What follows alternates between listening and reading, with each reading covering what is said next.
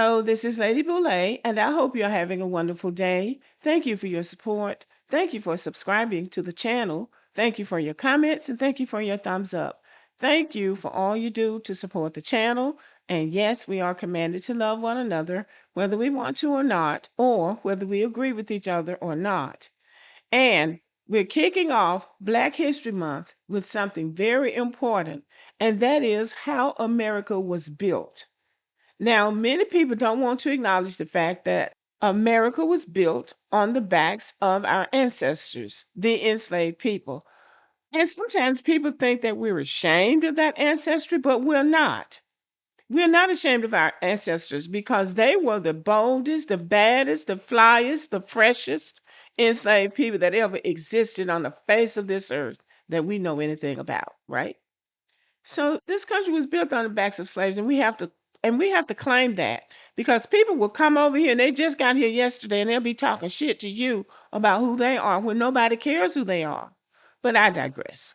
Let's move on. Let's talk about how this country was built and continue to give our ancestors the honor that they do. We honor our people, but we give praise to God. So today we're talking about how slavery built America. So here we go. Black History Month is a time for clarity, not just celebration. And today we're talking about something that's often oversimplified, misunderstood, or avoided altogether: how slavery built America. This isn't about blame, it's not about guilt. It's about documented history, the economic systems, institutions, and policies that shaped the United States. Everything in this video comes from historians, economists, and primary sources. My goal is simple: to explain how the forced labor of enslaved African Americans became one of the most powerful economic engines in early U.S. history. And there is something that I think I need to make clear because there are Africans coming on podcasts talking about Africans built America. I want to make something clear. Once those enslaved Africans were forced onto those ships, they were legally and socially transformed into chattel property under European and American law. That transformation severed any political, cultural, or national ties those individuals had to African societies. The people who built the United States physically, economically, and culturally were Black Americans and white Americans because the labor happened here under American systems. African kingdoms involved in the slave trade were part of a separate pre colonial economic system, not the American project. Therefore, the American empire was built by enslaved Black labor. White enslavers, planters, merchants, and lawmakers, not African nations or African societies. This is historically accurate and avoids any modern ethnic blame. This was an American enterprise. Africans didn't have anything to do with building America. And the enslaved people that were brought to America did not bring African culture with them, they brought their culture with them. Slavery was an economic system. When we talk about slavery, people often imagine it as a Southern issue, something that happened on plantations far away from the rest of the country. But historians are clear. Slavery was woven into the fabric of the entire United States economy. Enslaved people produced half of all of the United States exports in the mid 1800s, especially cotton, which became the backbone of American trade and industrial growth. By 1860, enslaved Black Americans were collectively valued at an estimated $2.7 billion, making them, please get this, making them the single largest financial asset in the country. Not land, not factories, not railroads. It was people. People who were denied freedom, humanity, and compensation, yet generated enormous wealth for the country. The plantation economy powered global trade. Cotton wasn't just a crop, it was global currency. By the 1850s, the United States was producing the majority of the world's cotton.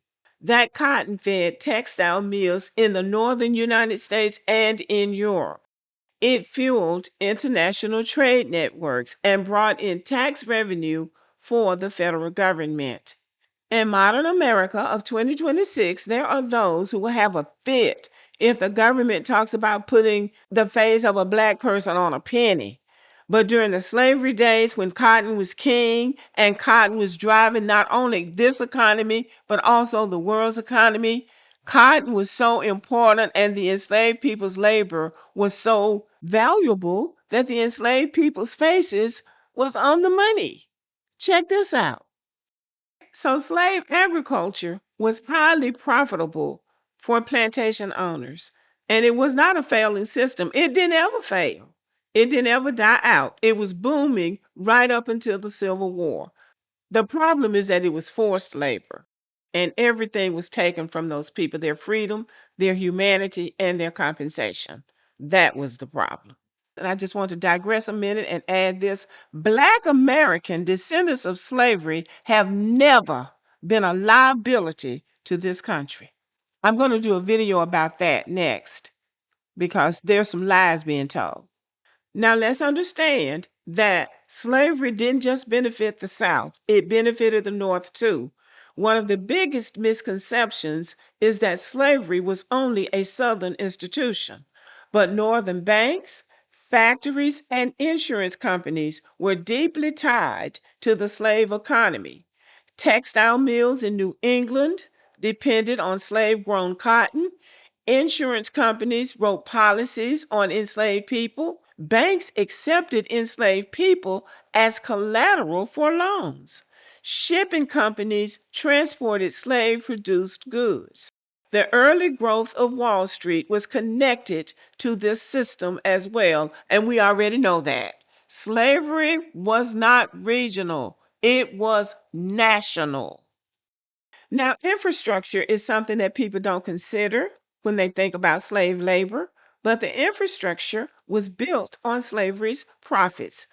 The money generated from slavery didn't just stay on plantations, it flowed onto railroads, ports, canals, factories, universities, and government budgets. The enslaved people built the railroads except those in the 5 states out west that the Chinese built. Who worked the ports? The enslaved. Who worked the canals? The enslaved. Who worked in the factories? The enslaved. Who built the universities? The enslaved.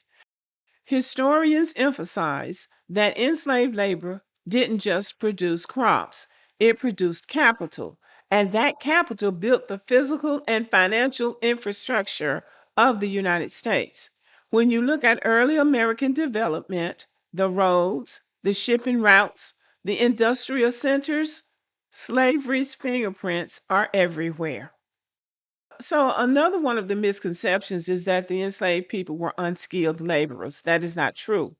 They were blacksmiths, carpenters, engineers, farmers with deep agricultural knowledge, and cultivating cotton is very difficult for anybody who doesn't know.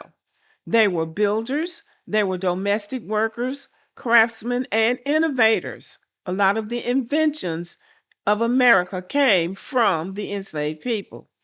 Their expertise shaped entire industries. Their labor built homes, cities, and economies. Their cultural knowledge transformed American food, music, language, and identity.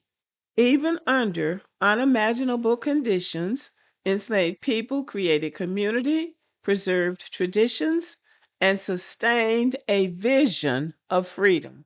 Freedom that they didn't have yet, but they had the vision of freedom. This is why understanding the economic impact matters because it reveals the scale of what was taken and the magnitude of what was built despite that. Resilience is who we are. We are resilient. We are spiritual. We are cultural. We are resilient. And we are foundational to this nation. It's about understanding how the wealth of a nation was constructed and who paid the price. Nothing is so infuriating to me as somebody that's an immigrant to the United States trying to claim that they built America. Nobody is saying these people didn't come over here and work a job and contribute to the economy in some way. But you were not here when the infrastructure of this country was put into place. You didn't pay a price. You came here because you wanted to. It also offends me when some of these immigrants who are non white complain about white people being racist. My feeling is if white people are racist, that's for us to say. People who came here against their will. If you came here because you wanted to and you think white people are so racist, then the same thing that brought you in here take you out and you need to get out of here as quickly as possible because you're here because you wanted to be. But anyway, y'all, that's how I feel about it. And we need to continue to learn more about our history and the contributions of our ancestors so we can stand in the gap for our ancestors because they can't speak for themselves, but we can definitely speak for them. Okay, thank you for listening and have a great day.